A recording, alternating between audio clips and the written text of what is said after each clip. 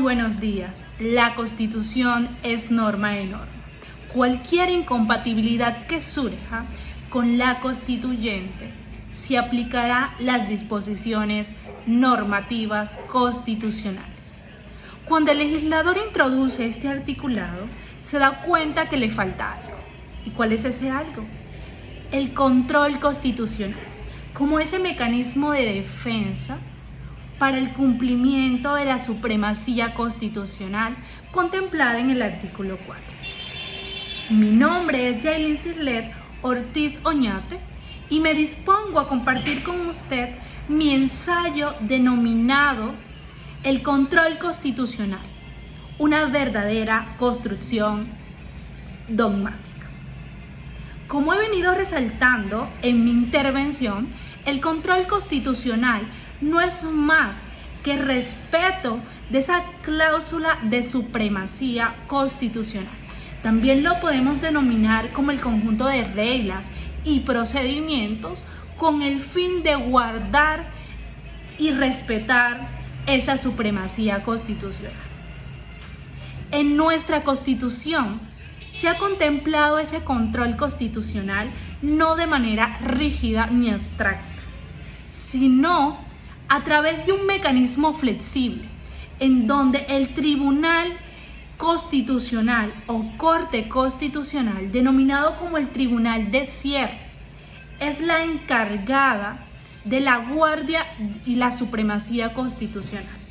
Pero nosotros como ciudadanos del común podemos también ejercer ese mecanismo de defensa a través de la implementación de los procesos ante la Administración de Justicia, haciendo que nuestras garantías constitucionales sean respetadas.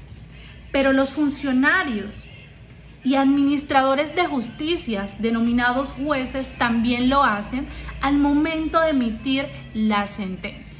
Entonces podemos concluir que el control constitucional en Colombia es mixto, en donde se le da la participación no solo a la Corte Constitucional, sino también a los ciudadanos para que acaten y hagan respetar las garantías constitucionales. Recordemos que así como tenemos derecho, también tenemos obligaciones y la debemos cumplir. Y ese cumplimiento comienza cuando nosotros respetamos el ordenamiento jurídico y constitucional de nuestra nación. Pero ¿qué pensarías si te digo que el fin del control constitucional, cuando se implementó, fue acabar con esas atrocidades que se venían presentando en las ramas del poder público?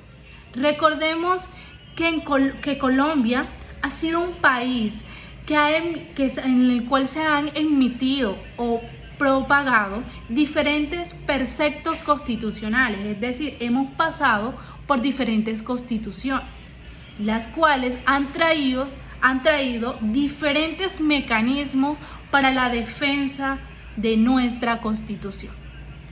Por ejemplo, en el primer periodo, que va de 1811 a 1853, nos encontramos con una Constitución totalmente rígida, la que contemplaba que dicho control constitucional lo iban a hacer las ramas del poder público, entre las que tenemos la rama ejecutiva.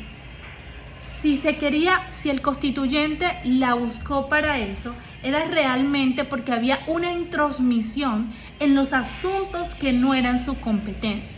Pero realmente la historia da otra nueva visión.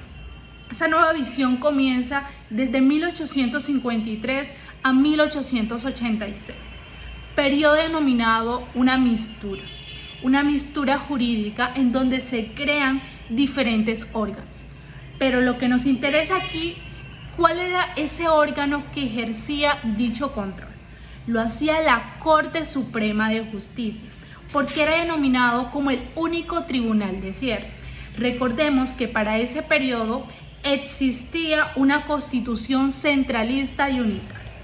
Pero el panorama se pone aún mejor con la llegada de la implementación de la Constituyente de 1991, la cual es una constitución mucho más garantista, una constitución del pueblo para el pueblo, en donde nuestros derechos fundamentales existen, pero también se habla de cuál es la manera de defender o ir ante la administración de justicia a ejercer una posible vulneración. Entonces decimos que esta constitución fue más para el pueblo. Al ser más para el pueblo, es necesario que haya una división entre esos órganos. Y nos damos cuenta que no solamente va a existir la Corte Constitucional, sino la Corte Suprema de Justicia, también con unas delimitaciones específicas. Y el panorama cambia. Aquí ya no lo va a ejercer la Corte Suprema, sino la Corte Constitucional como la guardia y la responsable de cumplir esa cláusula compromisoria que se encuentra en el artículo 4. Recordemos que la Corte Constitucional, al darle esa función, realiza un control abstracto. ¿Qué quiere decir? Que lo hace únicamente con las normas, con el fin de garantizarle a los ciudadanos que no exista ninguna incompatibilidad. Es menester recordar que no solo la Corte Constitucional lo realiza, sino lo hace con una ayuda del Consejo de Estado, pero en asuntos que únicamente le competen a ese órgano, como son los actos emitidos por el Consejo Nacional y desde luego también por el Gobierno Nacional. Es decir, que en los asuntos que acabé de mencionar, la Corte no será competente, sino el Consejo de Estado a través de una función residual que la misma Constitución lo ha implementado como ayuda y para que no haya intromisión al momento de su función.